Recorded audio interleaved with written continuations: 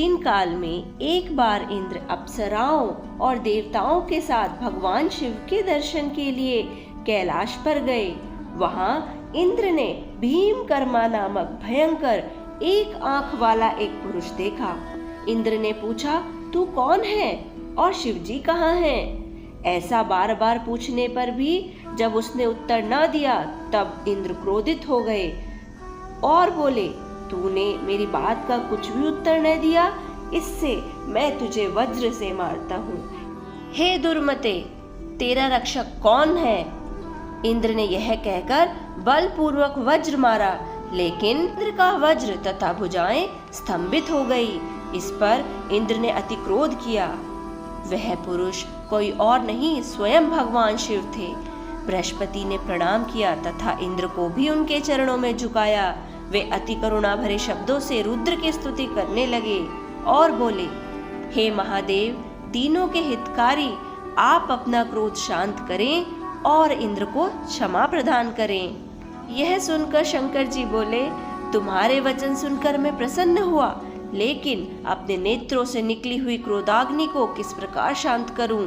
अब यह मेरे मस्तक में पुनः कैसे प्रविष्ट हो सकेगी? बृहस्पति जी बोले, हे दयालु, आप अपने नेत्रों की इस तेजोग्नि को कहीं अन्यत्र स्थापित कर दें और इंद्र का उद्धार करें।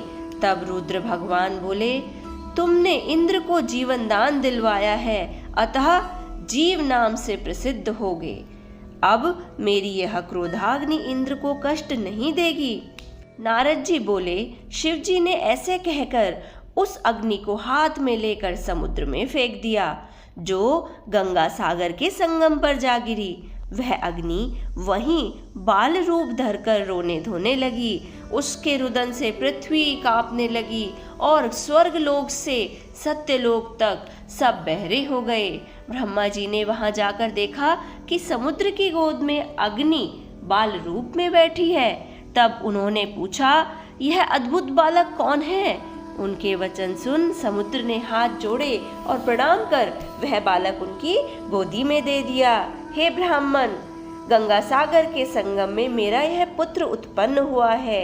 हे जगत गुरु, इसके जाति कर्म आदि संस्कार करिए।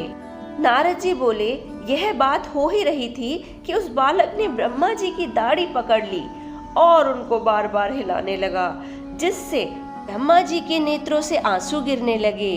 बड़ी कठिनाई से दाढ़ी छुड़ाकर ब्रह्मा जी सागर से बोले कि इसने हमारे नेत्रों का जल निकाला है, इसलिए इसका नाम जलंधर होगा।